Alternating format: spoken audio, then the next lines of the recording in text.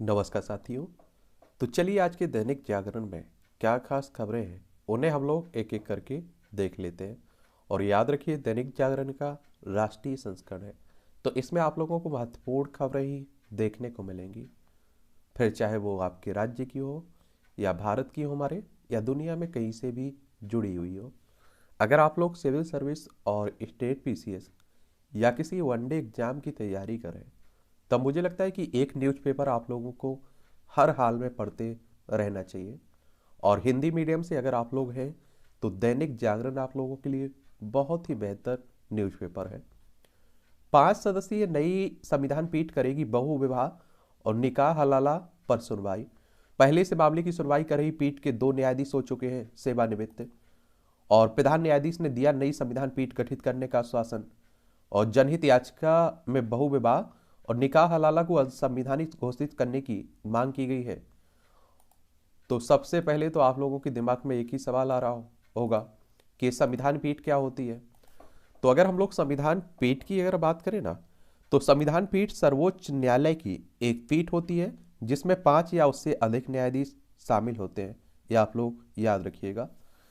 और आप लोगों को कई बार ये सवाल उठता भी रहता है, आप लोग पूछते भी रहते हैं कि 5, 7, 9, 11, 13 इस तरह की विषम संख्या न्यायाधीशों की क्यों रखी जाती है।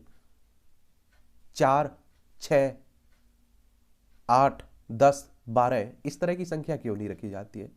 मान लीजिए कि 5 की जगह अगर 6 रख देते तो क्या होता।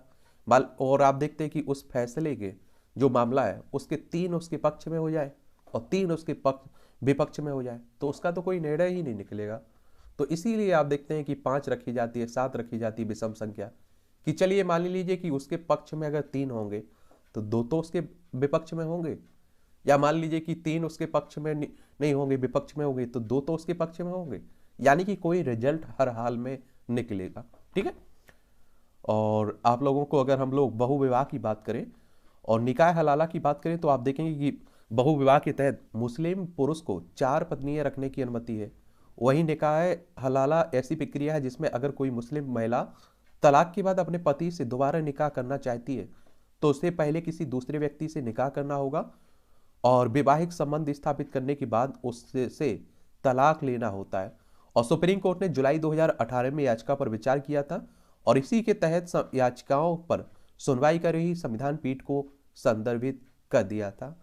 और एक बात आप लोगों को बता दूं, जो आप देखते हैं कि समान नागरिक संहिता की बात होती है ना, इसीलिए होती है कि इस तरह की आप देखते हैं कि जो पर्सनल लॉ है, पर्सनल कानून है, चाहे वो किसी भी धर्म के हो, वो सब खत्म हो जाएंगे, सबके लिए एक समान कानून हो जाएगा। ठीक है। और संविधान की बात करते हैं, और हमारा देश तो संविधान के हिसाब से ही चलता है, आपके निजी कानूनों के हिसाब से नहीं चलता है। क्रिमिनल कानून में आप लोग देखते होंगे सबके लिए बराबर रहता है, वो आप किसी भी धर्म से जुड़े हुए हो, कोई भी जाति को हो, किसी भी समुदाय के हो। ठीक है। और सुप्रीम कोर्ट की बात करते हैं तो हमारी सर्वोच्च अदालत है। संविधान के अनुच्छेद 124 के तहत इसकी स्थापना की गई है। 28 जनवरी 1950 में इसकी स्थापना की गई थी। इसमें जो न्यायाधीश हैं उनकी सेवानिवृत्ति की उम्र 65 साल रखी गई है। एक आप देख रहे हैं कि जातीयगत गणना की बात हो रही है, जनगणना की। और आप देख रहे हैं कि काफी समय से पूरे देश में ये मांग उठती रही है। तो आप देखेंगे बिहार में शुरू भी कर दी है नीतीश कुमार ने। तो उस पर आप देखते हैं कि गणना को चुनौती देने वाली याचिका पर विचार से इनकार कर दिया सुप्रीम कोर्ट ने हमारे। और कहा है कि अगर याचिका स्वीकार की जाती है तो राज्य कैसे तय करेगा कि आरक्षण कैसे दिया जाना चाहिए। और आप देखिए बहुत सारे लोग जनगणना के पक्ष में भी है, जातिगत आधारित जनगणना। वो लोग कहते हैं कि क्या अगर आप देखिए कि पशु पक्षियों की जनगणना हो सकती है, तो क्या इंसानों की जनगणना नहीं हो सकती है, जातियों की जनगणना नहीं हो सकती है। और फिर आप लोग कैसे योजनाएं लाएंगे कि किस जाति के कितने लोग हैं, कैसे उनके लिए पिछड़ेपन का पता लगा पाएंगे, कैसे उन्हें राजनीति में भागीदारी दे पाएंगे, नौकरियों में भागीदारी दे पाएंगे। और इसके विपक्ष में जो लोग हैं वो कहते हैं कि जातीय विमनस्यता बढ़ेगी, यानी कि आपसी टकराव होगा कि हमारी जाति इतनी, हमारी जाति इतनी। तो दोनों पहलू इसमें देखे जाते हैं। वैश्विक अस्थिरता व चुनौतियों के बीच भारत चमकता सिखता रहा है। विश्व आर्थिक मंच के संस्थापक और कार्यकारी चेयरमैन ने विभिन्न क्षेत्रों में भारत के योगदान को सराहा है और घरेलू चिंताओं को ध्यान में रखते हुए सभी के समान विकास की वकालत भारत कर रहा है। जो जो सराहनीय है, और डिजिटल इंफ्रास्ट्रक्चर का निर्माण और महिलाओं की भागीदारी से आर्थिक विकास उल्लेखनीय है। जो आप देख रहे हैं कि विश्व आर्थिक मंच है ना, उसका आप देखेंगे कि अभी बैठक चल रही थी, उसी को लेकर बात हो रही है। और WEF के बारे में अगर हम लोग बात करें ना, वर्ल्ड इकोनॉमिक फोरम के बारे में, तो इसकी स्थापना जनवरी 1971 में हुई। स्विट्जरलैंड में इसका हेडक्वार्टर आपको देखने को मिलेगा। इस दावोस में आप देख रहे हैं कि इसका सम्मेलन हो रहा था। और आप सभी को मालूम है कि हमारे भारत को G20 की सदस्यता भी भारत कर रहा है, तो उसको लेकर भी दुनिया की निगाहें हैं भारत पर। और G20 की अगर हम लोग बात करें ना, तो आप देखेंगे इसमें 20 सदस्य आपको देखने को मिलते हैं। और इसकी स्थापना कब हुई थी? G20 की स्थापना हुई थी 26 सितंबर 1999 में। वैश्विक अर्थव्यवस्थाओं में प्रमुख मुद्दों पर चर्चा करने के लिए व्यवस्थित रूप से महत्वपूर्ण औद्योगिक और विकासशील अर्थव्यवस्थाओं को एक साथ लाना इसका काम है। 20 सदस्य में देखें तो अर्जेंटीना, ऑस्ट्रेलिया, ब्राजील, कनाडा, चीन, France, Germany, Bharat, Indonesia, Italy, Japan, Mexico, रूस, सऊदी अरब, दक्षिण अफ्रीका, दक्षिण कोरिया, टर्की, यूनाइटेड किंगडम, संयुक्त राज्य अमेरिका और यूरोपीय संघ इसमें आप लोगों को देखने को मिलेंगे। और इस तरह के जो संगठन है उनके बारे में जरूर याद रखा करिएगा, आपकी परीक्षा में हर साल क्वेश्चंस पूछे जाते हैं। इसीलिए कहता हूं कि पुराने क्वेश्चंस पेपर उठा के आप लोग देख लिया करिएगा, आपकी समझ में आ जाया करेगा कि कितने क्वेश्चंस कहाँ से पूछे जा रहे हैं। विभिन्न धड़ों में बटी दुनिया में मोदी का नेतृत्व अहम है, ये सो आपने ये भी कहा है। आप देखेंगे हमारी सरकार जो संकल्प लेती है उसे सिद्ध करती है। मोदी साहब कह रहे हैं, कहा पहले की तुलना में भर्ती प्रक्रिया अधिक व्यवस्थित और समयबद्ध हुई है। 71,000 नव चयनित युवाओं को बांटे हैं नियुक्ति पद प्रधानमंत्री साहब ने, ठीक है, पटना में शुक्रवार को।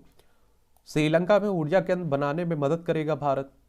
और श्रीलंका की बात करते हैं तो आप सभी जानते हैं हमारा पड़ोसी है, पाक जलनमरू मन्नार की खाड़ी आप लोगों को देखने को मिलेगी। और बहुत ही आर्थिक संकट से गुजरा है श्रीलंका, हम लोगों ने काफी मदद भी की है इसकी।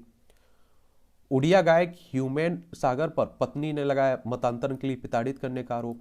ये आप लोगों को एक बात मालूम है कि मतांतरण यानी कि धर्म परिवर्तन आजकल जोरों शोरों से चर्चा में है। और एक बात आप लोग याद रखिएगा, एक क्वेश्चन आप लोगों से कहीं से भी पूछ लेगा, कभी भी पूछ लेगा कि क्या आपका धर्म संविधान धर्म परिवर्तन की इजाजत देता है? तो संविधान बिल्कुल नहीं रोकता है कि आप धर्म परिवर्तन नहीं करिए। संविधान के भाग 3 में आर्टिकल 25 में आप लोग जाएंगे तो कहा गया है कि आप किसी भी धर्म को मानने की स्वतंत्रता दी गई है। लेकिन आप देखिए वो धर्म परिवर्तन आपका संविधान का उल्लंघन करते हुए नहीं होना चाहिए, जबरदस्ती नहीं होना चाहिए, फरेब में नहीं होना चाहिए, धोखे से नहीं होना चाहिए, लालच से नहीं होना चाहिए। तो ये याद रखिएगा। और हमारे पहले भीमराव अंबेडकर साहब पहले विधि मंत्री, कानून मंत्री और संविधान के जनक पिता कहा जाता है, उन्होंने भी तो बौद्ध धर्म अपनाया था, तो ये याद रखिएगा, ठीक है। इंटरनेट मीडिया पर उत्पाद से जुड़ी सारी सूचनाएं देना हुआ अनिवार्य। मनमाने ना मानने पर 50 लाख का जुर्माना और 6 साल की होगी, केंद्र ने जारी किया दिशा निर्देश। सरकार ने इंटरनेट मीडिया के जरिए अपने उत्पाद पर प्रचार करने वाली कंपनियों के लिए नियम ये बनाए हुए हैं। पेशा प्रकरण में एयर इंडिया पर लगा 30 लाख रुपए का जुर्माना।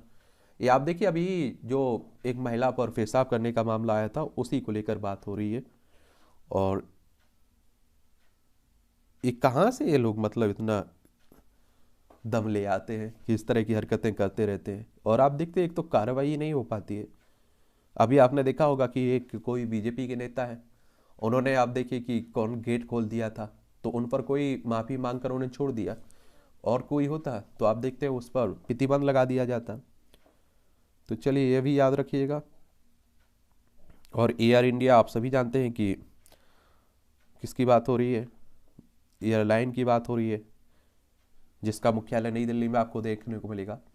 गणतंत्र दिवस पर नौसेना के दल का नेतृत्व करेगी दिशा अमृत। महिला नौसैनिक वायु संचालन अधिकारी लेफ्टिनेंट कमांडर दिशा अमृत गणतंत्र दिवस परेड में नौसेना की 144 युवा वाहिनी नाविकों के दल का नेतृत्व करेंगी। और झांकी में नारी शक्ति दिखेगी। 2008 में वह राष्ट्रीय कैडेट कोर की गणतंत्र दिवस टीम का हिस्सा थी। और आप लोग देखिए कि महिलाओं को जहां भी मौका मिल पा रहा है वो बहुत बेहतर तरीके से अपना कर्तव्य दिखा पा रही हैं, ये आप लोग भी देख रहे हैं। और गणतंत्र दिवस आप देखते हैं कि 26 जनवरी को मनाया जाता है।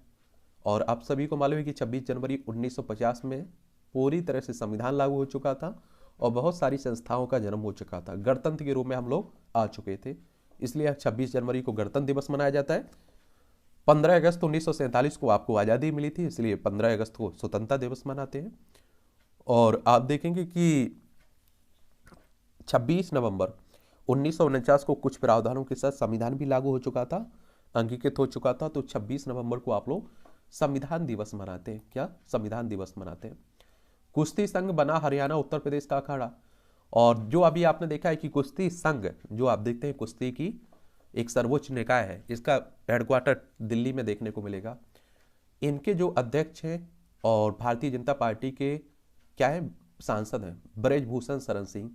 इन पर आप देखेंगे कि यौन शोषण और परेशान करने का आरोप लगाया है पहलवानों ने। तो उसी को लेकर आरोप, काफी धरना प्रदर्शन चल रहा है और राजनीति भी खूब इस पर हो रही है।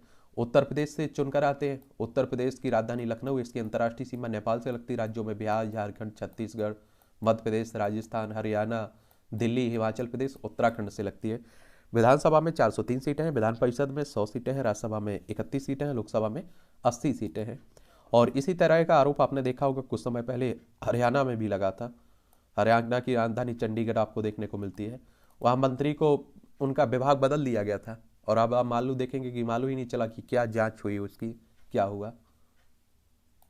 ये आप देखें, दिल्ली से जुड़ी हुई खबरें हैं आपकी, और दिल्ली आपका केंद्र शासित प्रदेश है। विधानसभा में आप देखते हैं कि यहाँ 70 सीटें हैं, राज्यसभा में आपकी 3 सीटें हैं, लोकसभा में 7 सीटें हैं। अरविंद केजरीवाल यहाँ के मुख्यमंत्री हैं। और राज्यपाल की, उपराज्यपाल की बात करें तो बीके सक्सेना है। उपराज्यपाल और मुख्यमंत्री के बीच नया लेटर वार, और उपराज्यपाल बीके सक्सेना और मुख्यमंत्री अरविंद केजरीवाल के बीच नया लेटर वार हो रहा है और छिड़ गया है। शुक्रवार सुबह उपराज्यपाल ने मुख्यमंत्री केजरीवाल को 4 पेज का कड़ा पत्र लिखा है। शिक्षा व्यवस्था का ब्यौरा देते हुए आईना दिखाया है और इसके जवाब में तुरंत टिप्पणी करते हुए सीएम ने पहले ट्वीट किया, फिर जवाब में एलजी को पत्र लिखा और अपने अपने काम से मतलब रखने की नसीहत दी। और निचले स्तर की बयानबाजी कर रहे हैं केजरीवाल। सक्सेना कह रहे हैं सूर्य अपना काम करे व चंदा अपना, तभी अच्छे केजरीवाल कह रहे हैं।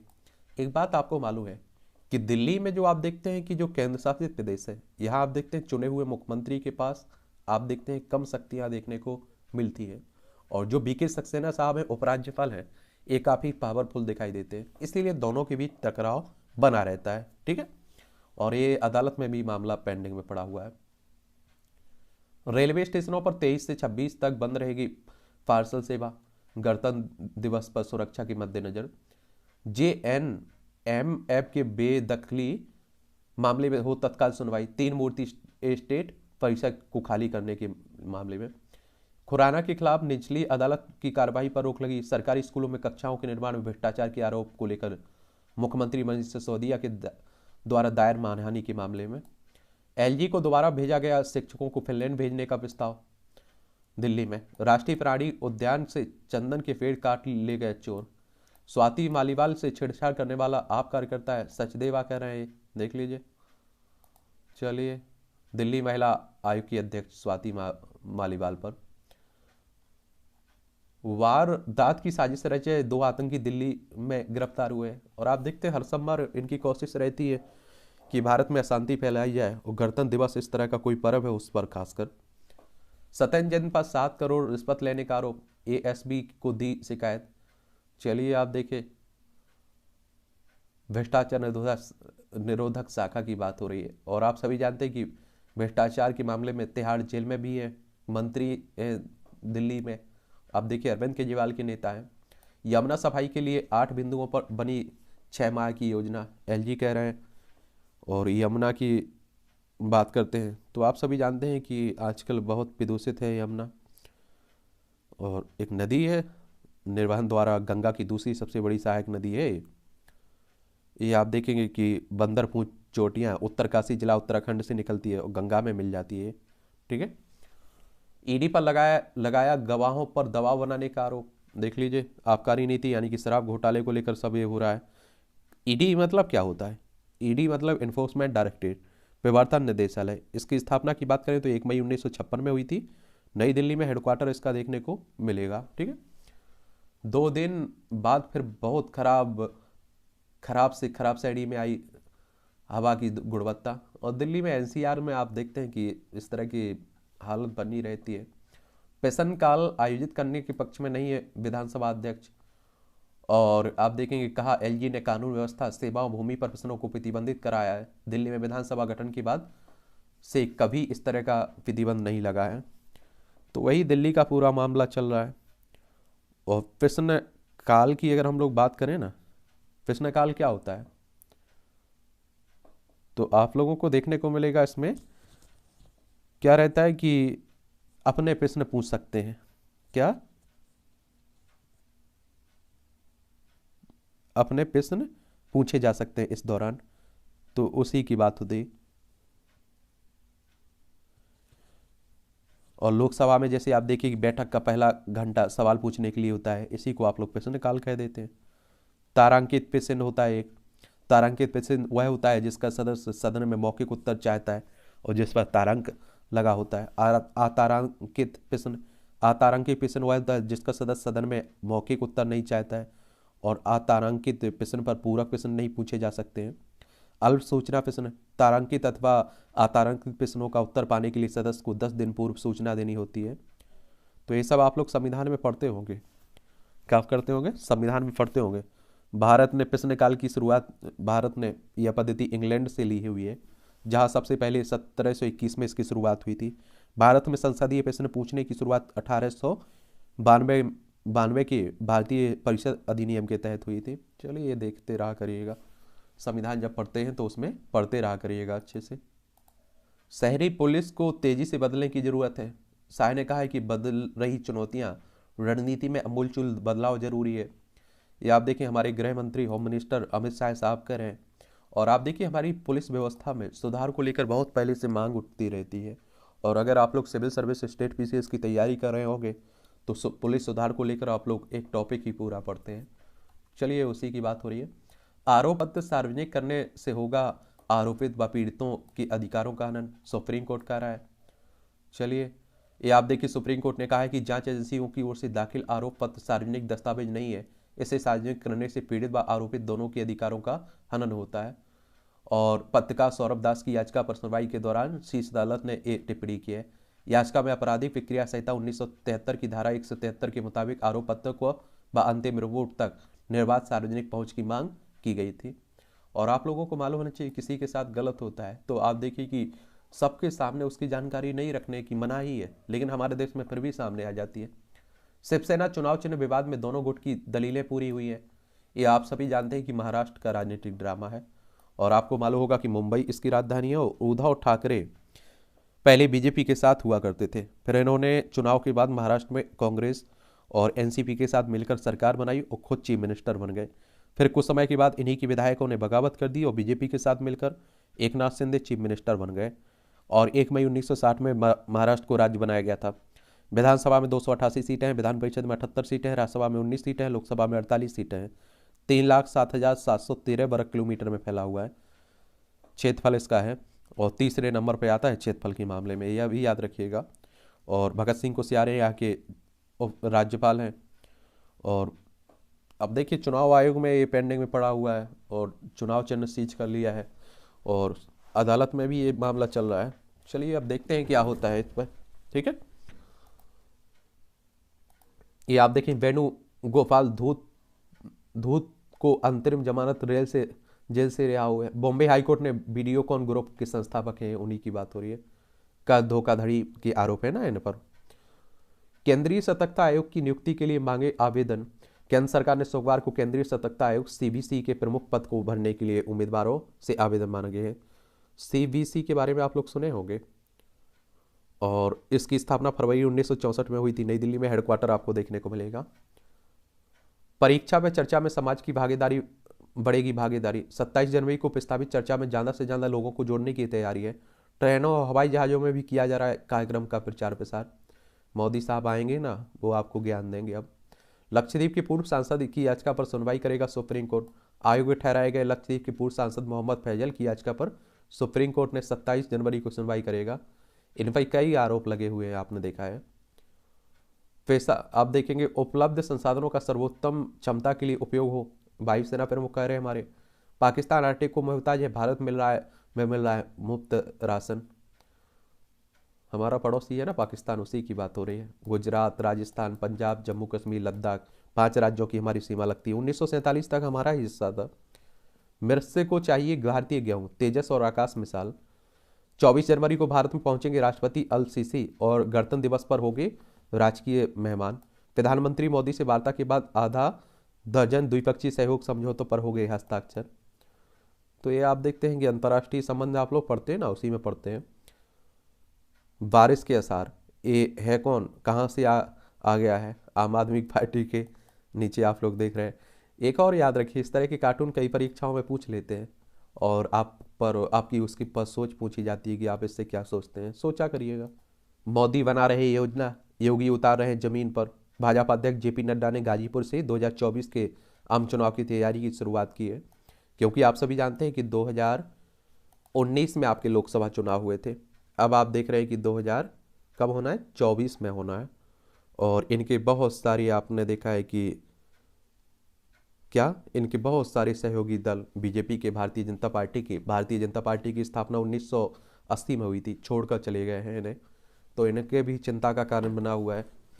और लोकसभा में अभी वर्तमान में आप देखते हैं 543 सीटें हैं और इनका चुनाव डायरेक्ट जनता के द्वारा होता है, मतदाताओं के द्वारा। ठीक है। तकरार हुई तेज, पायलट बोले इज्जत दोगे तो इज्जत मिलेगी। ये आप लोग देखिए कि कांग्रेस की राजस्थान की लड़ाई सबके सामने बहुत पहले से आई हुई है। और यहाँ अगर देखिए कांग्रेस हारती है, अभी तो कांग्रेस सत्ता में, तो आप देखिए सबसे बड़ा कारण कोई होगा तो इनका यही होगा, दोनों में टकराव। इसी तरह का पंजाब में आपने देखा होगा, पंजाब में साफ हो गई कांग्रेस। और राजस्थान की राजधानी जयपुर, इसकी सीमा गुजरात, मध्य प्रदेश, उत्तर प्रदेश, हरियाणा और हरियाणा पंजाब से लगती है। विधानसभा में आप देखेंगे 200 सीटें हैं, राज्यसभा में 10 सीटें हैं, लोकसभा में 25 सीटें हैं। और कलराज मिश्रा यहाँ के राज्यपाल हैं, मुख्यमंत्री अशोक गहलोत हैं। और आप देखेंगे कि क्षेत्रफल, सबसे बड़ा क्षेत्रफल में बड़ा राज्य है आपका राजस्थान। 3,42,239 वर्ग किलोमीटर में आपका राजस्थान फैला हुआ है। चलिए, तो ये भी याद रखिएगा। तृणमूल पार्षद को नफा के अध्यक्ष पद पर बैठाने के फैसले पर लगी रोक। ये आप देखिए पश्चिम बंगाल की बात हो रही है। और हाईकोर्ट ने कांग्रेस पार्षद पूर्णिमा कांदरू को फिलहाल नफा के अध्यक्ष के कामकाज के लिए, यानी कि झालदा नगर पालिका की बात हो रही है। और पश्चिम बंगाल की बात करते हैं तो यहाँ बड़ा चर्चा में बना हुआ है आजकल, आप देख रहे हैं कोलकाता इसकी राजधानी है। ममता बनर्जी यहाँ की चीफ मिनिस्टर हैं, क्योंकि आप देखते हैं यहाँ कई भ्रष्टाचार भी सामने आ रहे हैं। शिक्षक भर्ती घोटाला आपने देखा होगा। उड़ीसा से इसकी सीमा लगती है, झारखंड, बिहार, सिक्किम, असम। अंतर्राष्ट्रीय सीमा नेपाल, भूटान, बांग्लादेश से लगती है। यहाँ के आनंद बोस यहाँ के राज्यपाल हैं। मुख्यमंत्री ममता बनर्जी है। विधानसभा में 294 सीटें हैं, लोकसभा में 42 सीटें हैं, राज्यसभा में 16 सीटें हैं। 88,752 वर्ग किलोमीटर में आपका पश्चिम बंगाल फैला हुआ है, तो ये भी याद रखिएगा। बंगाल में तृणमूल सांसद बोली पहली वोट दे फिर बनेगी सड़कें। देख लीजिए। कश्मीर के लाल चौक पर लगे राहुल गो बैक के नारे। ये आप सभी जानते हैं कि राहुल गांधी भारत जोड़ो यात्रा पर निकले हुए हैं। और कांग्रेस की बात करते हैं तो आप सभी जानते हैं एक बहुत पुराना राजनीतिक दल है। 28 दिसंबर 1885 में इसकी स्थापना हुई थी। पहले अध्यक्ष इसके व्योमेश चंद्र बनर्जी थे। इसके संस्थापक A.O. ह्यूम थे। महागठबंधन के नेताओं की धार्मिक बयानबाजी पर भाजपा ने नीतीश कुमार को घेरा। ये आप देखते हैं बिहार में जो आप चल रहा है सब। फर्जी पीएम कौन, नरसिम्हा राव या मनमोहन सिंह? हरदीप सिंह पुरी कह रहे हैं। चलिए, आप लोग देखते रहिए सब। त्रिपुरा मेघालय में चुनाव लड़ने को तैयार है तृणमूल, भाजपा को बता रही है बाहरी। त्रिपुरा के 3 पुलिस अधिकारियों के खिलाफ कार्रवाई हुई है। ये आप लोगों को एक और बात मालूम होना चाहिए कि त्रिपुरा, अगर आप देखें तो ये त्रिपुरा अगरतला इसकी राजधानी है। और दूसरा आप देखेंगे कि आपका मेघालय में चुनाव है, मेघालय की राजधानी शिलोंग है। और तीसरा नागालैंड में आपका चुनाव है। तो इन 3 राज्यों में चुनाव, नागालैंड की राजधानी कोहिमा है। ठीक है। मन की बात से लगी पीड़ तो भगवंत बने आपका मान। ये आप देखिए कि पंजाब के मुख्यमंत्री भगवंत मान और हाल ही में भाजपा में शामिल मनप्रीत बादल कभी एक साथ चले थे पंजाब की राजनीतिक सिस्टम बदलने के लिए। अब दोनों आमने सामने देखने को मिल रहे हैं। ये राजनीति है, आप सभी जानते हैं कि कुछ भी हो सकता है। पंजाब की बात हो रही है तो पंजाब की राजधानी चंडीगढ़ है, आप सभी जानते हैं। आम आदमी पार्टी को भारी बहुमत मिला यहाँ। और इसकी सीमा राजस्थान, हरियाणा, हिमाचल प्रदेश, जम्मू कश्मीर से लगती है। भगवंत मान यहाँ की चीफ मिनिस्टर बन चुके हैं। और राज्यपाल की अगर हम लोग बात करें तो आप देखेंगे बनवारी लाल पुरोहित यहाँ के राज्यपाल हैं।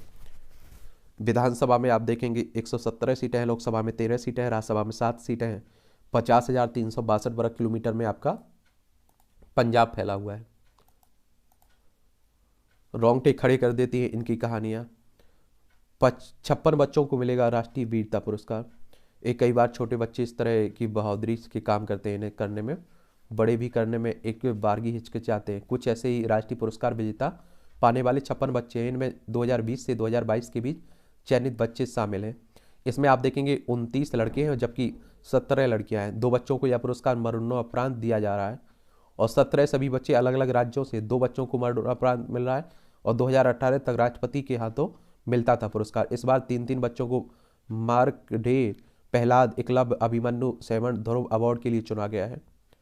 जान गंवाकर आग में घिरे 2 बच्चों का जीवन बचाया। देखिए, जलती वैन से 4 बच्चों को सुरक्षित निकाला। तैरना नहीं आता था लेकिन तेज बहाव में छलांग लगाकर दोस्त को बचाया। तेंदुए से लड़कर खुद और बड़े भाई को बचाया। इस तरह के आप देखिए बच्चे आप इनमें शामिल देखने को मिलेंगे। आप सोचिए, जोशीमठ आपदा नए मेहमान की अगवानी के लिए नया ठौर। ये आप देख रहे हैं उत्तराखंड में जो दरारें आ रही हैं, जोशीमठ में जो आपदा आ रही है उसी की बात हो रही है। उत्तर प्रदेश से अलग करके बनाया गया था उत्तराखंड। देहरादून इसकी राजधानी, इसकी सीमा हिमाचल प्रदेश, उत्तर प्रदेश से लगती है। अंतर्राष्ट्रीय सीमा चाइना, नेपाल से लगती है। विधानसभा में 70 सीटें हैं, राज्यसभा में 3 सीटें हैं, लोकसभा में 5 सीटें हैं। पुष्कर सिंह धामी यहाँ के चीफ मिनिस्टर हैं। और आप देखिए इसके कई कारण हैं, आप लोग देख रहे हैं। अब पहले हमारे पर्यावरण कार्यकर्ताओं ने चिताया, अब समझ में नहीं आई। अब देखिए मुआवजे की बात कर रहे हैं, स्थानांतरित करने की लोगों की बात कर रहे हैं। फोंडा निर्माण का खाका खींचने में जुटी सरकार। आपदा प्रबंधन, जियो टेक्निकल व जियो फिजिकल सर्वे रिपोर्ट मिलने पर इसे दिया जाएगा अंतिम रूप। और एक बात और आप लोगों ने देखा होगा कि हमारे यहाँ कोई दुर्घटना नहीं होती उसके पहले चेतावनी दी जाती है। फिर भी हमारी ना तो सरकार ना ही हम लोग जागते हैं। जब कोई बड़ी दुर्घटना हो जाती है उसके बाद हमारी नींद खुलती है, हम राहत कार्य करने लगते हैं, हम मुआवजा देने लगते हैं। तय सीमा से 3 दिन पहले साहिबगंज पहुंचा क्रूज। थल सेना अध्यक्ष ने ओटीए गया का किया दौरा। और भाजपा ने दी चेतावनी, राम सेतु को कोई छू नहीं सकता है। ये आप सभी जानते हैं कि राम सेतु भगवान राम के द्वारा कहते हैं कि इसी से श्रीलंका गए हुए थे। बंटवारे के समय पूर्वजों की गलती की सजा भुगत रहे हैं हिंदू। चलिए यार, पितर मंत्री करते रहते हैं। सूरत के जौहरी ने बनाई पीएम नरेंद्र मोदी की सोने की मूर्ति। गुजरात विधानसभा चुनाव में भाजपा को मिली 156 सीटें, इसलिए मूर्ति का वजन भी 156 ग्राम है। और गुजरात की बात होती है क्योंकि आप देखते हैं गुजरात के मुख्यमंत्री रहे हैं प्रधानमंत्री साहब। गुजरात की राजधानी गांधीनगर, इसकी सीमा राजस्थान, मध्य प्रदेश, महाराष्ट्र से लगती है। राशि नहीं मिलने से बिहार के विश्वविद्यालयों में राष्ट्रीय उच्चतर शिक्षा अभियान पर लगाया विकर। और चालू वित्तीय वर्ष में केंद्र सरकार से रूसा के लिए स्वीकृत 200 करोड़ रुपए नहीं हुए उपलब्ध। एक आप देखिए, केंद्र प्रायोजित राष्ट्रीय उच्चतर शिक्षा अभियान रूसा पर ब्रेक लग गया है। एक आप लोगों को बता रहा हूँ, पूछ रहा हूँ, आप देखिए हमारी शिक्षा स्वास्थ्य व्यवस्था हमेशा बजट से जूझती रहती है। बाकी आप देखिए नेता कितना मौज कर रहे हैं। उन्हें स्कूल में, उनके सरकारी स्कूलों में उनके बच्चे थोड़ी पढ़ते हैं। सरकारी हॉस्पिटल में उनका परिवार का कोई मेंबर थोड़ी जाता है इलाज करवाने के लिए। हम आप जैसे गरीब जाते हैं। बीपीएससी की परीक्षा के लिए 771 अभ्यर्थियों के आवेदन रद्द हुए। तो मैं आप लोगों से हमेशा कहता हूं कि आप लोग फॉर्म भरते समय बड़े ध्यान से भरा करिएगा, एक एक जानकारी चेक किया करिएगा। और जब पेपर देने जाते हैं तो उस समय भी आप लोग बड़े ध्यान से गोला भरना है। अगर ऑनलाइन है तो ऑनलाइन आप लोग लगा रहे हैं तो बड़ा ध्यान रखना है आपको, ठीक है। वर्ल्ड हेरिटेज ट्रैक पर दौड़ेगी देश की पहली हाइड्रोजन पावर ट्रेन। और हाइड्रोजन को भविष्य का ईंधन भी कहते हैं। कालका शिमला रेल मार्ग से संबंधित प्रमुख बातें। 119 साल पुराना कालका शिमला रेल मार्ग 9 नवंबर 1903 को कालका शिमला रेल मार्ग की शुरुआत हुई थी। 96 किलोमीटर लंबे इस रेल मार्ग पर 18 स्टेशन है। 103 सुरंगों से ट्रेन को गुजरते देख रोमांचित हो उठते हैं यात्री। रेल मार्ग का कालका स्टेशन से शिमला तक जाता है। और 2008 में यूनेस्को ने दिया था वर्ल्ड हेरिटेज का दर्जा। लाखों पर्यटक उठाते हैं इस सफर का लुत्फ। और आप लोगों को एक और बात मालूम होना चाहिए, और हाइड्रोजन फ्यूल में धुएं की जगह निकलता है पानी, और इसीलिए आप देखते हैं कि पर्यावरण के हिसाब से अच्छा माना जाता है इसे। 1921 में राष्ट्रपिता महात्मा गांधी ने भी इस मार्ग से यात्रा की थी। और यूनेस्को की बात हो रही है यहाँ, तो इसके बारे में बता देता हूँ। यूनेस्को की स्थापना 16 नवंबर 1945 में हुई थी और इसका हेडक्वार्टर पेरिस फ्रांस में आपको देखने को मिलेगा। चलिए, छोटी छोटी संस्थाएं रहती हैं, इन्हें याद जरूर रख लिया करिएगा, ठीक है। जो आप देखिए पहलवानों ने जो लगाए आरोप, उसी को लेकर ब्रजभूषण पर ये उन आरोप की जांच करेगी समिति। आई क्या आई आईयूए ने मैरी कॉम की अध्यक्षता में गठित की 7 सदस्यीय समिति। ये आप देखिए, जांच तो होनी चाहिए, कम से कम मालूम तो चले कि सही कौन है क्या है। क्योंकि आप देखें सब अपने अपने बात हो रही है। इंडियन ओलंपिक एसोसिएशन की बात हो रही है, आईओए। पीटी ऊषा इसकी अध्यक्ष है। और आप देखेंगे कि 1927 में इसकी स्थापना हुई थी, नई दिल्ली में हेडक्वार्टर देखने को मिलेगा। कुश्ती महासंघ को भंग किया जाए, पीएम जवाब दे, कांग्रेस कह रही है। चलिए, ये भी याद रखिए। घुसपैठ के कुछ दिनों के भीतर ही मारे गए मसूद अजहर के 3 भतीजे। कश्मीर घाटी में आप देखते हैं कि आतंकी घटनाएं इस तरह की होती रहती हैं। 370-35 से हटा दिया गया, जम्मू कश्मीर को 2 भागों में, लद्दाख जम्मू कश्मीर में बांट दिया गया। दोनों केंद्र शासित प्रदेश हैं, लेकिन जम्मू कश्मीर में दिल्ली की तरह विधानसभा होगी। एनआईए ने अंजुमन कमेटी के सचिव सरवर सिद्दी से 3 घंटे पूछताछ की है, राष्ट्रीय जांच एजेंसी ने। और ये आप देखिए, ख्वाजा मुहिद्दीन हसन चिश्ती दरगाह में अंजुमन कमेटी के सचिव से। और चिश्ती से प्रतिबंधित संगठन पॉपुलर फ्रंट ऑफ इंडिया से जुड़े कई मामलों में पूछताछ की गई है। एक तो आप लोग एनआईए के बारे में आप लोग याद रखिएगा, नेशनल इन्वेस्टिगेशन एजेंसी। 31 दिसंबर 2008 में इसकी स्थापना हुई थी, नई दिल्ली में हेडक्वार्टर देखने को मिलेगा। और एक पीएफआई एक देखेंगे आप लोग संगठन है, और पॉपुलर फ्रंट ऑफ इंडिया। और इसकी स्थापना 22 नवंबर 2006 में हुई थी, नई दिल्ली में हेडक्वार्टर देखने को मिलेगा। मुस्लिम पॉलिटिकल लामबंदी और हिंदू का राष्ट्र की काउंटरिंग करने के लिए एक तरह से आप देखेंगे इसकी स्थापना की गई थी। इस पर प्रतिबंध लगाया गया, अभी आपने देखा होगा, क्योंकि कई देशों से और अशांति फैलाने के कई साक्ष्य इसके संगठन के मिले हैं। नई संसद भवन में ऐसी व्यवस्था होगी। आप सभी जानते हैं नया संसद भवन बन रहा है ना, तैयार हो गया लगभग, तो उसी की बात हो रही है। असामाजिक तत्वों से संबंध मामले में 2 डीएसपी निलंबित हुए, केरल पुलिस ने यह किया है। केरल की राजधानी तिरुवनंतपुरम में, इसकी सीमा कर्नाटक तमिलनाडु से लगती है। भाजपा नेता ने कहा, एक भारत एक चुनाव स्वीकार नहीं है। भाकपा नेता यानी कि भारतीय कम्युनिस्ट पार्टी एक भारत एक चुनाव प्रस्ताव का विरोध करती है, क्योंकि देश में यह प्रणाली लागू करना असंभव है। चलिए देखिए, पंजाब में जूता व्यापारी के घर एनआईए की दस्तक। हम क्या है, चीन को पता है वह अपनी हद में रहेगा, राजनाथ सिंह कह रहे हैं हमारे। आईएस आतंकियों के खिलाफ यूएपीए के तहत चलेगा केस। चलिए, गैर कानूनी गतिविधियां रोकथाम अधिनियम के तहत। डिजिटल यूनिवर्सिटी शुरू होने में लगेगा समय, नई समिति गठित हुई है। और एसएससी की मल्टीटास्किंग स्टाफ परीक्षा 13 क्षेत्रीय भाषाओं में होगी। चलिए, ये भी याद रखिएगा। और डिजिटल यूनिवर्सिटी शुरू होने से आप देखेंगे कि लोग अपने घर बैठकर भी कहते हैं कि पढ़ाई कर पाएंगे, डिग्री पाएंगे कोई भी। चोरी के आरोप में पकड़े गए पूर्व विधायक के पुराने कर्मचारी ने छत से कूद कर दी जान। भाजपा के विधायक की बात हो रही है कि पूर्व विधायक रविदास चार सुरेश राठौर की कैंप कार्यालय से लाखों की चोरी के मामले में। सभ्य समाज में हिरासत में मौत निकृष्टतम अपराध है, ये हाईकोर्ट कह रहा है।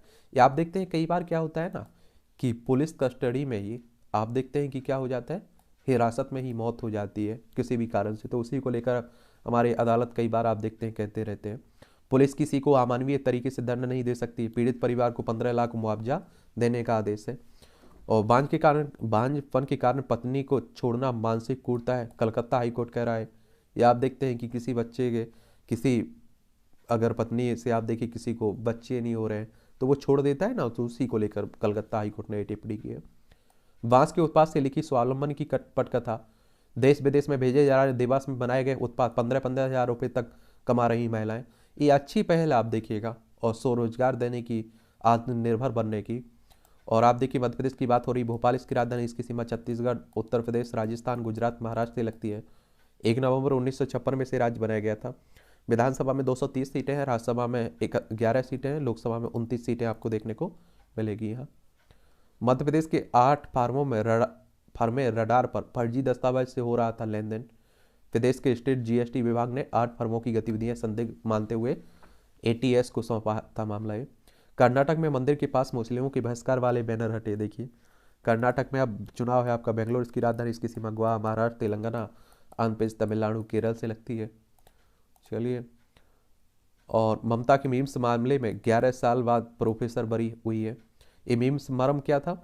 ये मीम्स 2012 के हैं, जब तृणमूल कांग्रेस के अंदर में तत्कालीन सापरंग सरकार का हिस्सा थी। रेल मंत्रालय उसके पास था उस समय। तृणमूल नेतृत्व ने यात्री किराया बढ़ाने पर दिनेश त्रिवेदी को रेल मंत्री के पद से हटाकर मुकुल राय की नियुक्ति की थी। मीम्स के जरिए उस पर चुटकी ली गई थी। इसमें पहली तस्वीर में मुकुल राय ममता बनर्जी के साथ दिख रहे हैं और रेल मंत्री बनने का ख्वाब देखते नजर आ रहे हैं। और आप देखें दूसरी तस्वीर में मुकुल राय दिनेश त्रिवेदी की तरह इशारा करते हुए कह रहे हैं वह दुष्ट आदमी है। अंतिम तस्वीर में ममता मुस्कुराते हुए कह रही है कि दुष्ट आदमी है दिनेश, यानी हटा देती हूँ। ठीक है, दोस्ती को लेकर नवाब मलिक की जांच के लिए मेडिकल बोर्ड गठित करे सरकार। ये विशेष अदालत ने मनी लॉन्ड्रिंग मामले में आप देखें एनसीपी नेता नवाब मलिक की बात हो रही महाराष्ट्र की।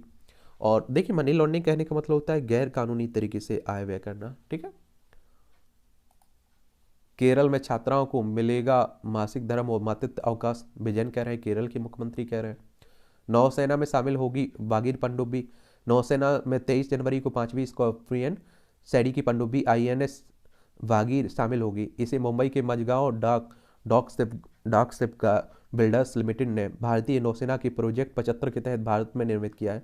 यह 5वीं डीजल इलेक्ट्रिक स्कॉर्पियन पनडुब्बी है। उन्नत ध्वनिक अवशोषण तकनीक जैसी सुविधाओं से लैस पनडुब्बी बगीर का निर्माण जुलाई 2009 में शुरू हुआ था। इससे भारतीय नौसेना को ताकत मिलेगी।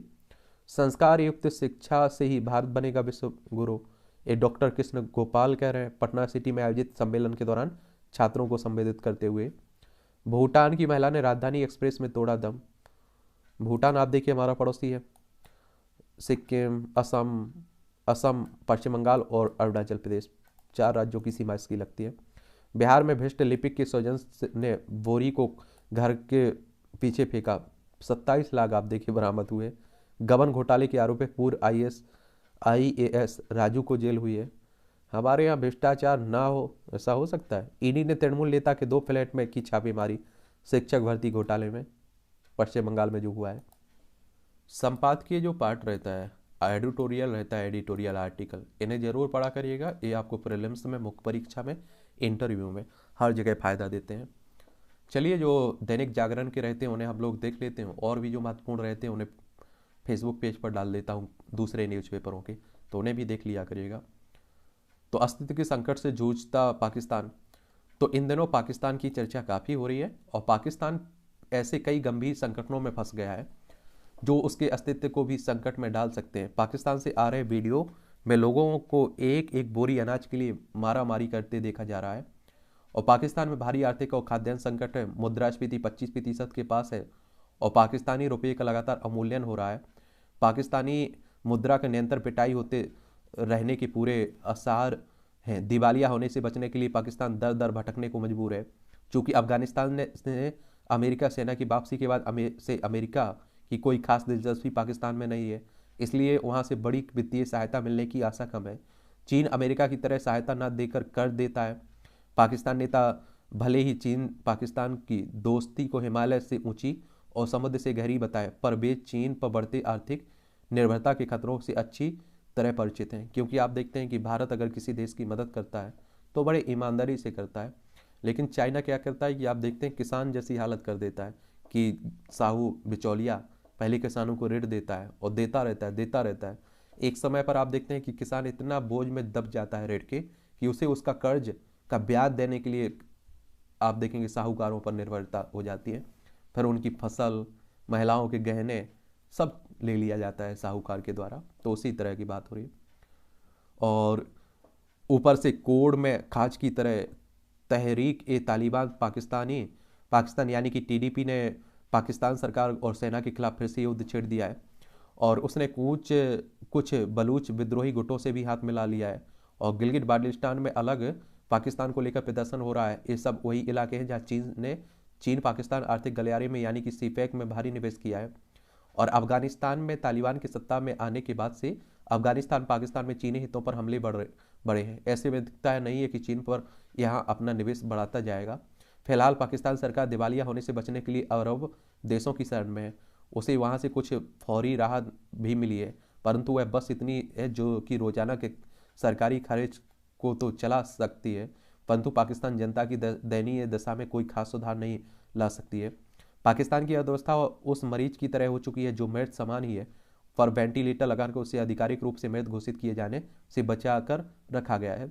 पाकिस्तान की सऊदी अरब और यूएई से संबंध इसलिए बिगड़े थे क्योंकि उसने यमन में ईरान समर्थित हाउसी शिया विद्रोहियों के विरुद्ध इन देशों को सैन्य कार्रवाई में सहायता करने से इनकार कर दिया था।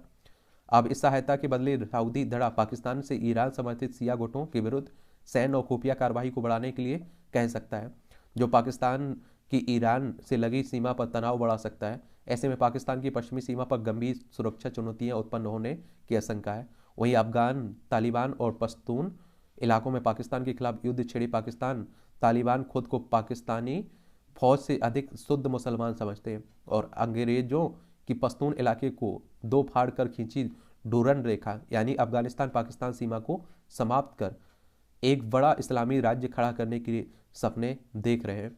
यह पाकिस्तान की क्षेत्राधिकार को सीधी चुनौती है। पाकिस्तान सरकार तालिबान पर आरोप लगा रही है कि टीडीपी के हजारों आतंकियों को अफगानिस्तान में शरण मिल रही है, जो उसके यहाँ लगातार हमले कर रहे हैं। और आप देखिए, वो कहते हैं ना कि आप किसी के लिए गड्ढा खोदेंगे आप उसी में गिरेंगे, तो पाकिस्तान को आतंकियों की फैक्ट्री कहा जाता है। अब खुद को भुगतना पड़ रहा है। पाकिस्तान तालिबान के शासन में अपने से अफगानिस्तान में जिस सामरिक बढ़त की उम्मीद लगाया था, स्थिति उसके उलट बन रहा है। सामाजिक बढ़त पाकिस्तान को अफगानिस्तान में नहीं, उल्टे तालिबान को पाकिस्तान में मिल रही है, जो पश्तून इलाके में पाकिस्तानी नियंत्रण को व्यवहारिक मायने में समाप्त कर रही है।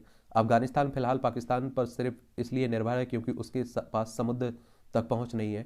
वह आपूर्ति के लिए पाकिस्तान की बंदरगाहों पर निर्भर है। इसी के चलते पाकिस्तान तालिबान पर टीडीपी को लेकर दबाव बना पाता है, परंतु तालिबान ना तो टीडीपी से दूरी बनाए है और ना ही डूरन रेखा को मान्यता दी है।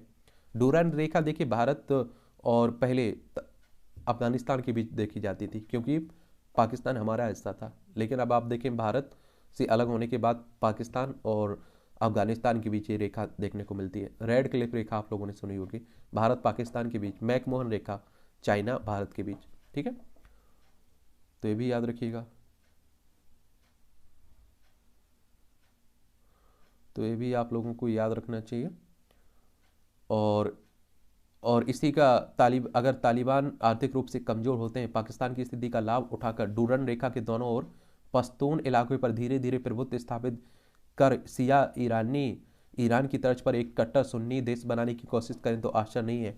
अगर ऐसा हुआ तो पाकिस्तान कागजों पर एक देश भले ही रहे, परंतु उसके कई भूभाग पर इस्लामाबाद का जमीनी नियंत्रण नहीं होगा। यह स्थिति सोमालिया से मिलती जुलती होगी।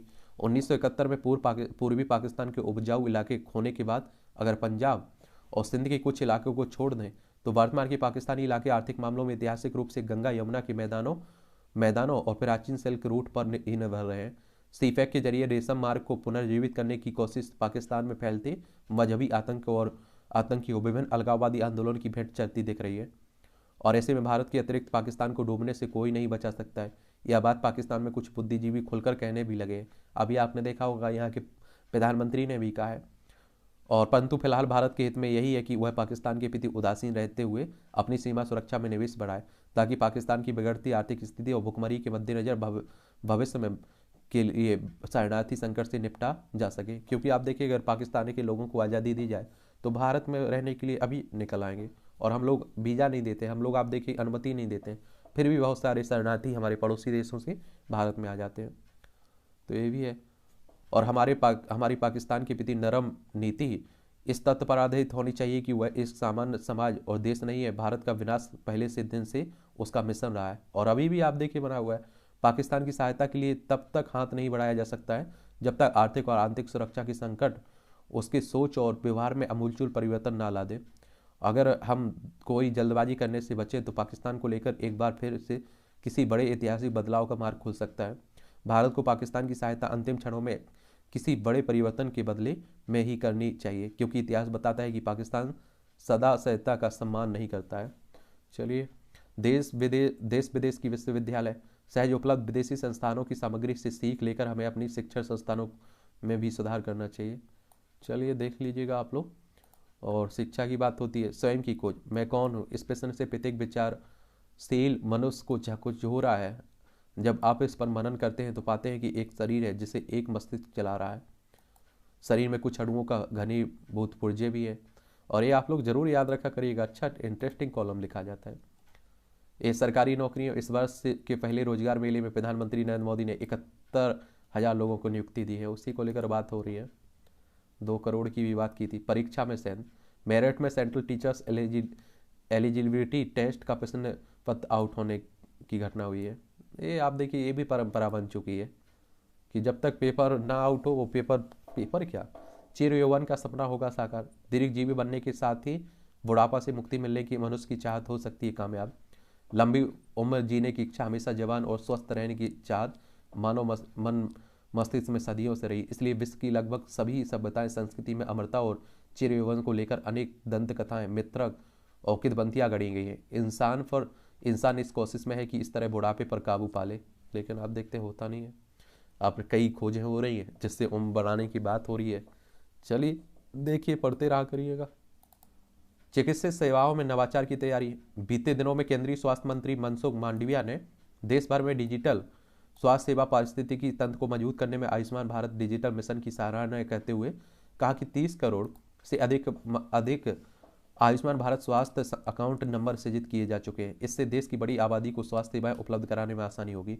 मोदी सरकार द्वारा जन कल्याण की दिशा में इस प्रगति व इसकी दूरगामी लाभ के बारे में हमें जानना चाहिए। चलिए, अच्छी पहल है, आप देखेंगे। और चलिए लागू होने दीजिए, फिर देखते हैं। यूएचआई के सफल क्रियान्वयन को चुनौती की बात भी हो रही है।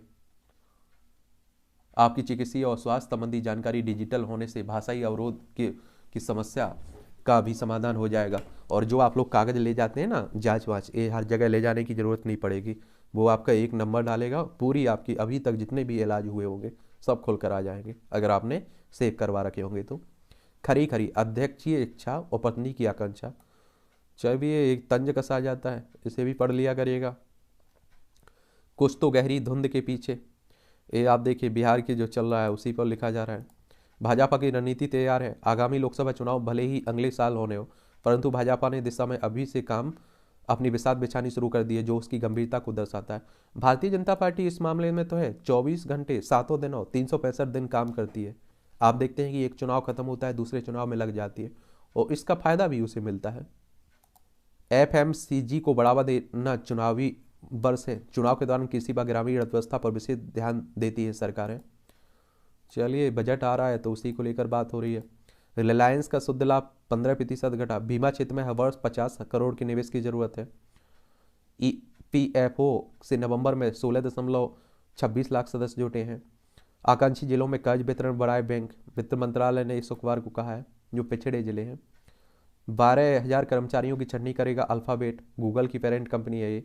अब तक 341.13 लाख हेक्टेयर गेहूं की बुआई हुई है। घोटाला सामने आने से पहले सत्यम से विलय की बात की गई थी। ये महिंद्रा एंड महिंद्रा समूह के चेयरमैन आनंद महिंद्रा ने शुक्रवार को ये कहा है। चलिए, 5 माह के उच्च स्तर पर विदेशी मुद्रा भंडार पहुंचा है। नए क्षेत्रों के लिए आ सकती है पीएलआई योजना, यानी कि आप देखिए उत्पादन आधारित प्रोत्साहन की बात हो रही है, ठीक है। और खिलौना, साइकिल, लेदर और फुटवियर क्षेत्र के लिए प्रोत्साहन योजना को घोषणा संभव है। अभी केंद्र सरकार की ओर से 14 क्षेत्रों के लिए चलाई जा रही प्रोत्साहन योजना। प्रत्यक्ष कर संग्रहण में वर्ष में वृद्धि बनाए रखना मुश्किल है। सुप्रीम कोर्ट का एक व्यक्ति एक कार पर की नीति पर विचार करने से इंकार है। कोर्ट ने कहा है कि यह मुद्दा सरकार की नीति का क्षेत्राधिकार में आता है। याचिकाकर्ता को दी संबंधित अथॉरिटी समक्ष मांग रखने की पूर्ति। ये आप देखते कोई भी कहीं भी याचिका लगा देता है ना, उससे आप देखते हैं केस की पेंडिंग संख्या भी बढ़ जाती है। ईएसआई एक्ट सामाजिक कल्याण कानून होना चाहिए, उदार व्याख्या सुप्रीम कोर्ट कह रहा है। कर्मचारी राज्य बीमा अधिनियम 1948 की उदार व्याख्या होनी चाहिए। चलिए भी ये भी याद रखिएगा। रायपुर में बागोचर धाम की महाराज ने लगाया दिव्य दरबार। नागपुर में आरोप लगाने वाले नहीं पहुंचे। ये आप लोगों को एक बात मालूम होना चाहिए, इन बाबा एक काफ़ी कृष्ण शास्त्री हैं, कोई मध्य प्रदेश के हैं, छतरपुर जिले के। इन पर आप देखते हैं कि एक तरह से जादू टोना, इस तरह के आप देखेंगे कि बातें हो रही हैं। और एक महाराष्ट्र की संस्था ने इन्हें चुनौती दी कि 30 लाख रुपए देंगे आप जो कहते हैं कि आप किसी भी व्यक्ति के बारे में सही जानकारी बता देते हैं, सब कुछ उसके बारे में बता देते हैं। तो मैं आपके सामने एक ऐसा व्यक्ति ला रहा हूँ, आप उसके बारे में बता दीजिएगा। हम लोग नहीं जानते कि पंडित जी सही है, ये बाबा जी सही है, या कोई और सही है, इन्हें इनके पास दिव्य शक्तियाँ हैं या नहीं है।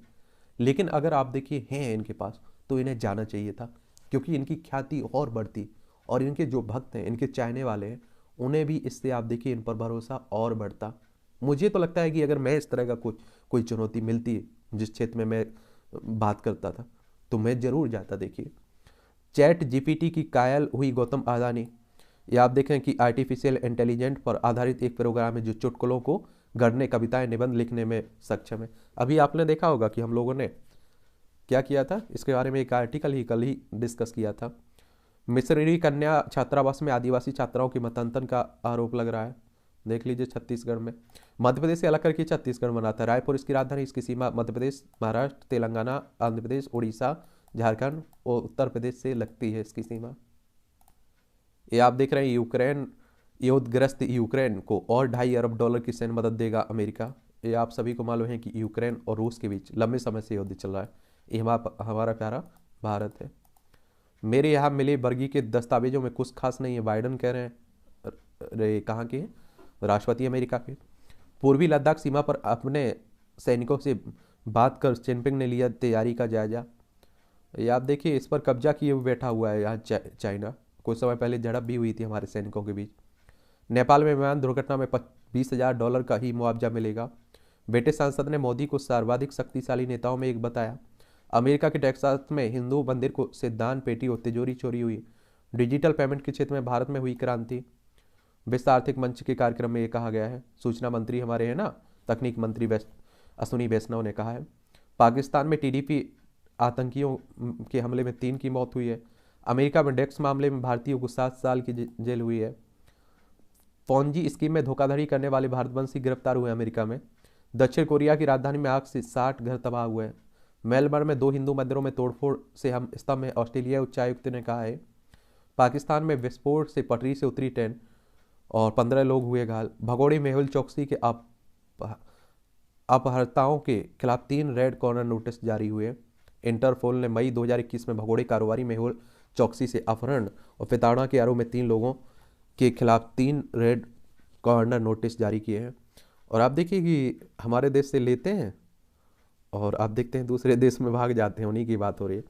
इंटरपोल की बात करें तो इंटरनेशनल ऑर्गेनाइजेशन है ये, और इसकी स्थापना आप देखेंगे कि 7 सितंबर 1923 में हुई थी। फ्रांस में इसका हेडक्वार्टर देखने को मिलेगा। ये अंतर्राष्ट्रीय आपराधिक पुलिस संगठन है एक तरह से, ठीक है, और जो दुनिया भर में पुलिस सहयोग और अपराध नियंत्रण की सुविधा देता है। तो चलिए भी याद रखिएगा। कनाडा में एक पुराने चर्च को गुरुद्वारे में बदला गया। पाक की बदहाली के लिए पूर्व सेना प्रमुख बाजवा जिम्मेदार है, नवाज कह रहे हैं। चीन ने पाक ऑनलाइन गेम के लिए प्रतिदिन 1 घंटे की समय सीमा तय की। ब्रिटिश पीएम सुनक ने कार की सीट बेल्ट हटाने पर माफी मांगी। और अमेरिका में आप देखेंगे वॉलमार्ट स्टोर में गोलीबारी करने वाला पूर्व कर्मी ढेर हुआ है। पाकिस्तान में सिंध विश्वविद्यालय की बस पर फायरिंग, 1 की मौत हुई है। देखिए एक खेल का क्षेत्र है, इसका भी एक ओवरव्यू ले लिया करिएगा। गेंदबाजी विकल्प आजमा सकता है भारत। रायपुर में इंग्लैंड न्यूजीलैंड के विरुद्ध दूसरा वनडे मुकाबला आज होगा। न्यूजीलैंड बुक्सा को हराकर चौथे दौर में स्वातिक पहुंचे हैं। आप देखेंगे महिलाओं विश्व नंबर की एक टेनिस खिलाड़ी हैं, पोलैंड की ईगा स्विएटेक ने स्पेन की क्रिस्टीना बुक्स को एक तरफा अंदाज में हराकर पहले ग्रैंड स्लैम ऑस्ट्रेलियन ओपन के चौथे दौर में जगह बनाई। सिपास से नर जीते, डेनियल मेदवेदेव उलटफेर का शिकार हुए। चलिए आईपीएल में पंत डगआउट में मेरे पास बैठे, पॉन्टिंग कह रहा मनिका ने सेमीफाइनल, मनिका से सेमीफाइनल में। भारत की स्टार टेबल टेनिस खिलाड़ी है मनिका। ये आप देखें यहाँ कोरिया की चोई हायूजू पर 3-2 से जीतकर WTT कंटेनर से सेमीफाइनल में प्रवेश किया है। ऑस्ट्रेलिया धावक डोप टेस्ट में फैल हुए हैं। 2022 गेम्स के कॉमनवेल्थ गेम्स के रजत विजेता है पीटर बोल। एक्सेलेसन यामागुची इंडिया ओपन के सेमीफाइनल में पहुंचे। 2 बार के विश्व चैंपियनशिप वेक्टर एक्सेलसन और अकाने यामागुची ने इंडिया ओपन बैडमिंटन टूर्नामेंट में क्रमशः पुरुष और महिला सिंगल्स के सेमीफाइनल में प्रवेश किया है। पदार्पण मैच में छाई अमनजोत। आईसीसी से ऑनलाइन ठगी की बात हो रही है। चलिए चलता रहता है। ऑस्ट्रेलिया ने दक्षिण अफ्रीका को 9-2 से रौंदा।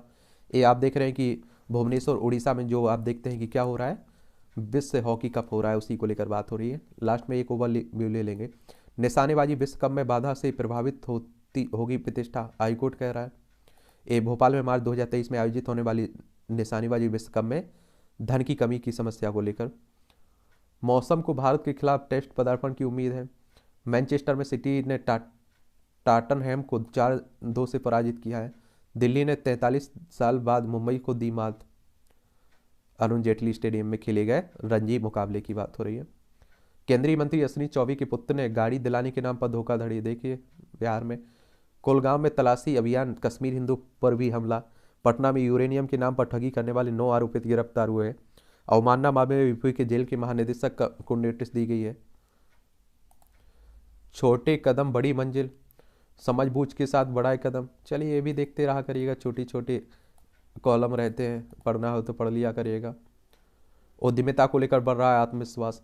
सुप्रीम कोर्ट ने लगाई फिल्मकार लीना की गिरफ्तारी पर अंतरिम रोक। पोस्टर विवाद में लीना के विरुद्ध 4 राज्यों में दर्ज मामले। पोस्टर में मां काली को सिगरेट पीते दिखाया गया था। इसमें अयोध्या में भव्य राम मंदिर के साथ विकसित होगी कल्चरल कैपिटल। और आप सभी जानते हैं कि भव्य राम मंदिर बन रहा है ना अयोध्या में, उसी की जन्म स्थान मामले में ईदगाह कमेटी ने कहा सुने जाने योग्य ही नहीं है बात। ये आप सभी को मालूम है कि देखिए जो आप लोगों को देखने को मिलता है, ये मथुरा की बात हो रही, किसने जन्मभूमि, और आप देखते हैं कि जो ईदगाह मस्जिद की बात है, दोनों पर विवाद चल रहा है। यहाँ भी हिंदू मुस्लिम का विवाद बना हुआ है। तो देखिए एक हम लोगों ने क्लास रखी हुई है इन पर, चाहे राम मंदिर का मुद्दा हो, या आप देखिए बनारस का मामला हो, या आप देखिए मथुरा का मामला हो, और सामान्य ज्ञान के नाम से प्ले लिस्ट सूची बनी हुई है, उसको देख लीजिए, पूरी कहानी हम लोगों ने डिस्कस की हुई है। ठीक है, इसे भी देख लिया करिएगा। जनरल नॉलेज की जानकारी मिल जाती है, परीक्षा के पॉइंट ऑफ व्यू से भी बहुत सारे पॉइंट मिलते हैं। नेपच्यून बना सौरमंडल का सबसे दूर स्थित ग्रह। 1979 में आज ही प्लूटो को पीछे छोड़ नेपच्यून ने सौरमंडल का सबसे दूर स्थित ग्रह बन गया था। हर 248 साल में ऐसा होता है और करीब 20 साल तक नेपच्यून की दूरी प्लूटो से ज़्यादा रहती है। 2006 में प्लूटो से ग्रह का दर्जा छीनने के बाद नेपच्यून फिर सबसे दूर स्थित ग्रह बना है। कॉपीराइट अधिनियम से सुरक्षित हुए रचनाकारों के अधिकार। आज़ादी के बाद देश में रचनाकारों के अधिकार की रक्षा के लिए 1958 में आज ही कॉपीराइट अधिनियम 1957 लागू हुआ था। इस अधिनियम के तहत मौलिक रचनाओं से जुड़े अधिकार सुनिश्चित किए गए हैं। उल्लंघन के दोषियों को जेल और जुर्माने की सजा का प्रावधान है। मधु दंडवते ने ट्रेन में सेकंड क्लास की सीट पर लगवाए थे गद्दे। अपनी सादगी के लिए चर्चित रहे राजनीतिक मधु दंडवते का जन्म 1924 में आज ही महाराष्ट्र के अहमदनगर जिले में हुआ था। लगातार 5 बार लोकसभा चुनाव जीतने के बाद दंडवते 1977 में जनता पार्टी की सरकार में रेल मंत्री नियुक्त किए गए थे। उस दौरान रेल में ट्रेन के वातानुकूलित कोच में गद्दे और वाली सीट होती थी। उन्होंने इस स्लीपर कोच में गद्दे वाली सीटें का प्रावधान किया था। बाद में बीपी सिंह की सरकार ने उन्होंने वित्त मंत्रालय संभाला और फिर योजना आयोग के उपाध्यक्ष भी रहे और 12 नवंबर 2005 को उन्होंने अंतिम सांस ली थी। रोमांच की कमी, ये मूवी की बात होती रहती, देखते रहा करिएगा। हाई बीपी के इलाज में मददगार होगा सीटी स्कैन। रोग का सामान्य कारण पता लगाने उसके निदान का उपाय करने में होगी आसानी। नई नई खोजें होती रहती हैं। वजन कम करने में उपवास से बेहतर है कैलोरी में कमी। कैलोरी सेवन सीमित करें और स्वास्थ्य भोजन और शारीरिक श्रम को बढ़ावा ज़्यादा कारगर है। कोरोना काल में अस्थमा वाले बुजुर्गों से में ज़्यादा रहा अवसाद का खतरा, और अधिकतर लोग आज के समय में आप देखिए अवसाद से जूझ रहे हैं। मात्र आधे मिनट में शतरंज के मुहरे सजाकर बनाया रिकॉर्ड। नई दिल्ली में आप देखिए। हाइब्रिड इम्यूनिटी गंभीर कोविड से करती है अधिक सुरक्षा। बादलों का अद्भुत छल्ला। तुर्की की बुर्सी में गोकमैन एरोस्पेस प्रशिक्षण सेंटर में आप देख रहे हैं। ये मूवियों से जुड़ी खबरें रहती, इसे भी देख लिया करेगा। किसी प्रोजेक्ट को स्वीकारने में समय नहीं लगता। अभिषेक की फिल्म में नजर आएंगी रवीना टंडन की बेटी रासा। इंस्टाग्राम पर लाइव में सुष्मिता के लिए आ गया गाजर का हलवा। गुनीत के साथ अंगली फिल्म बनाएगी ताहिरा। और इस तरह से आप देखेंगे कि आज के न्यूज़पेपर की कहानी खत्म होती है। आप लोग पढ़ते रहिए, एंजॉय करते रहिए। आपका कोई सवाल हो, मेरे लिए सुझाव हुआ करे तो आप ज़रूर बताया करिएगा। ठीक है।